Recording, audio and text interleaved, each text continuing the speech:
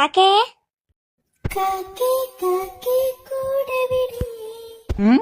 എങ്ങനെ?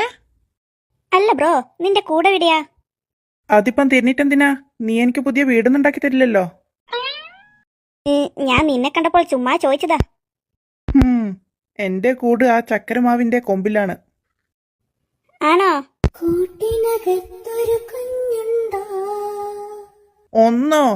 ഒന്നൊന്നല്ല 3-4 കുഞ്ഞുണ്ട്. അല്ല, ഇതെല്ലാം നീ എന്തിനാ അറിയുന്നത്? സർപ്രൈസ് ആയിട്ട് നീ എനക്കും എന്റെ കുട്ടിയൊക്കെ ഡ്രസ്സായിട്ട് എടുത്തിരുന്നുണ്ടാ? ഡ്രസ്സാ? അതിനൊന്നുമല്ല, ഞാനിത് എല്ലാരും പണ്ടേ പാടുന്ന പാട്ടായോണ്ട് നിന്നെ കണ്ടപ്പോൾ ഒന്ന് പാടി നോക്കിയതാ. ആഹാ, അങ്ങനെയാ? എന്നാ ബാക്കി എന്നാ പാട്ട് ഒന്ന് പാടിയേ. അതോ?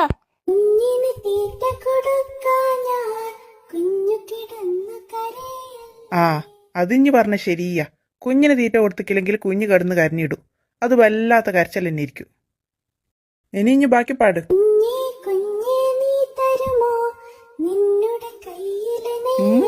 അത് കുഞ്ഞെല്ലാലും പാടേണ്ടത്, കാക്കയല്ലേ? അപ്പൊ ഞാൻ പാടിക്കൊള്ളാട്ടാ.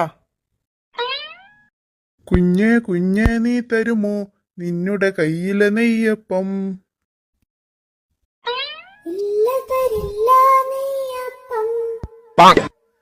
അതെന്താ തരാത്തത്?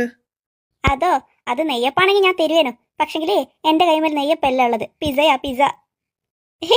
ഈ പണ്ടുള്ള കുട്ടികളെ കൈമേലി നെയ്യപ്പം ഉണ്ണിയപ്പൊക്കെ ഉണ്ടാകുക. പക്ഷെങ്കിൽ ഇപ്പോഴത്തെ കുട്ടികളെ കൈമേലില്ലേ ഈ പിസയും ഷവർമയും ഒക്കെ ഉണ്ടാകുക.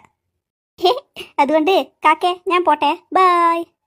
ആ, അങ്ങനെ അങ്ങ് പോകല്ല. കുഞ്ഞെ ഇപ്പോഴത്തെ കാക്കക്കില്ലേ നെയ്യപ്പം മാത്രല്ല പിസയും ഷവർമയും തിന്നറിയാ.